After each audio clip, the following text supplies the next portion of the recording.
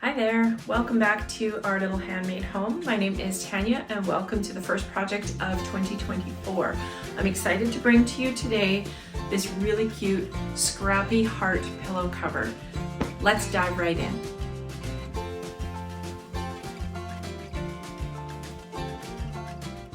In order to make the Scrappy Heart, we need a number of fabric squares. So as you can see, I have some reds, some pinks, and some whites. These are all a coordinating collection. What we need is 20 2.5-inch squares in the red.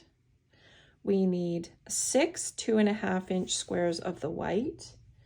And we need 28 squares in the pink in order to do the layout that I've done. You can mix and match them all over the place if you want to. We'll also be making some half square triangles, so we're going to need 5 3-inch squares of the white and the red. So I'm going to cut my 2.5-inch squares first, and then I'm going to come back and do my 3-inch squares. Now this is the perfect thing to be using my AccuQuilt for, and that's exactly what we're going to do. I'm going to be using my cube that I have. This is the 8-inch cube, and what I want is my die that has 2.5-inch squares. Like you can kind of see them there. And you can cut 4 of these at a time, and of course you can cut 6 layers.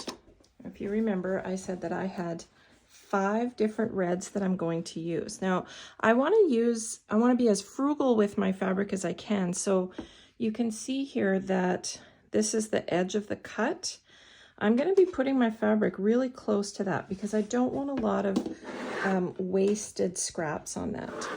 So what I've done is I've taken the 5 types of fabric that I'm using and I've cut it into just over 5-inch strips.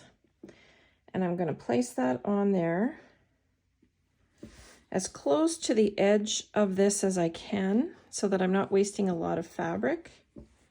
I'm going to set it here, put my cover on, and then I'm just going to roll it through. Now remember, I'm cutting 5 layers at a time, and I'm cutting 4 squares. So I've already got 20 squares. Remember that when this goes through there, it creates some static. So you want to be sure to slide that off.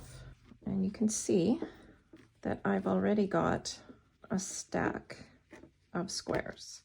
Now remember when you're lifting them that these are blades down in here. They can be sharp, so watch your fingers. I'm going to repeat the same process for my white and my pink, and then we'll start laying out the heart. Once you've cut your 2.5-inch squares, it's time to cut our 3-inch squares. So as I said, we need white and we need red for our 3-inch. We don't need the pink. So I'm just going to layer these on top of each other. And I'm going to cut a 3-inch strip. See if I can get through all 8 of these. And then you'll cut 3-inch squares out of this. So these are our 3-inch, these are 2.5. So the grid for this pattern is 8 squares by 8 squares. The heart itself is 6 squares wide. So I'm going to start by sorting out my red squares and putting them together in the 5 types of fabric that I have. So if you recall, I said that we needed 20 of the reds. So that's going to be 4 of each pattern that I have here. Okay, then we're going to need, these are our 3-inch squares. We're going to need 6 whites, and I had 3 fabrics in white. So I'm just going to use 2 of each of those, and then lots of pink. We actually use 28 pink. I have 3 prints in the pink, so I'm just going to sort those out because I want to make sure that I'm spreading the different prints out evenly. Even though it's scrappy, I still like to have a plan. And as I said, you can mix and match these around. You could actually make the heart white if you wanted. You could make it pink and surround it with red. You could leave white out altogether. This is just one option for putting these together. So what I'm going to do now is start by placing my corners. So as you can see, even though I have 3 white fabrics, I decided I wanted all 4 corners to be the same. I'm scrappy, but I'm struggling with it. So I've taken those 4 and put them together. In between, I'm going to have 6 pinks. So I can mix and match how I do them. I'm going to sort of follow a little pattern here, of course, because that's how I roll. You don't have to be perfect right now. Just get an idea of your layout and make sure that it's what you like. So that is what the outside is going to look like. We're going to use our 3-inch squares in order to make our half square triangles. I do have a tutorial on doing half square triangles, but the quick and easy method is to take one of your light pieces and one of your dark pieces, put them right sides together, draw a line down the center, and then sew a 1/4 inch seam on each side, and then cut them down the middle. That's going to give you 2. So I'm going to do my half square triangles, and we'll be back to put this all together. Once you've sewn and cut your half square triangles, we're now going to, of course, press them open.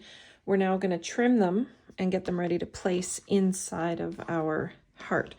So I'm using a 2.5 inch square. You don't have to use this size. You can use whatever ruler you have on hand, but you want to trim them down to 2.5 inches so that they fit in with all of your other squares that you've cut. I find it very easy to do when I have my rotating mat, and then you can see that they're ready to pop right in. So I'm going to go ahead and finish trimming the rest of these, and then we'll see what the layout looks like. All right, now it's time to map out our heart. So what I want to avoid is having too many of the same patterns all together. So just play around with it as you lay out your pattern and figure out what layout you like the best. In some cases, you may end up having the same pattern close by, but for the most part, you probably won't.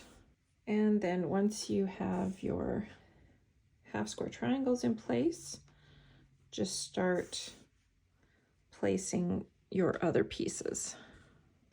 Mix and match them around. For me, I want to try and avoid having the same prints together. But when you're working with this few, it could be difficult.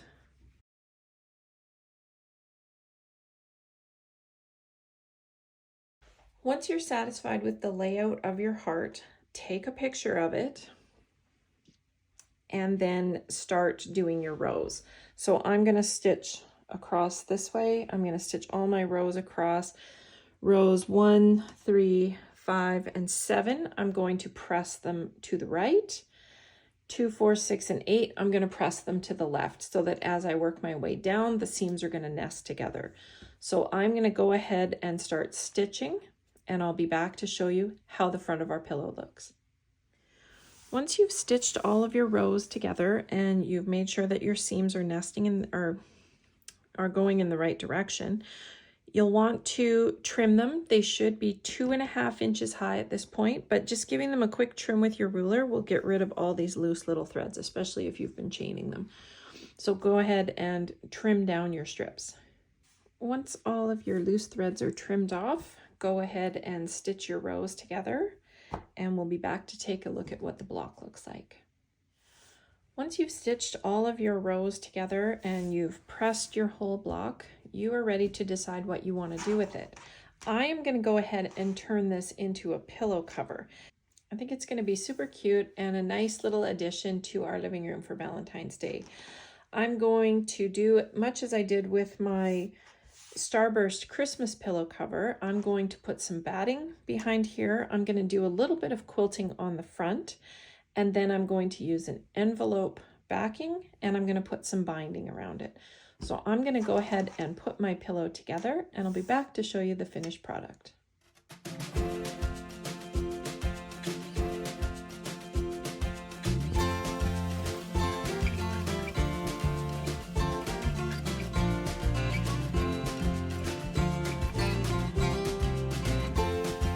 Thanks so much for joining me for this fun Scrappy project. I hope you love it as much as I do. Be sure to tune in again next week when I'm going to have my first in the series of the Very Merry Make-Ahead projects. We're going to be diving into reusable gift bags. I'll see you then.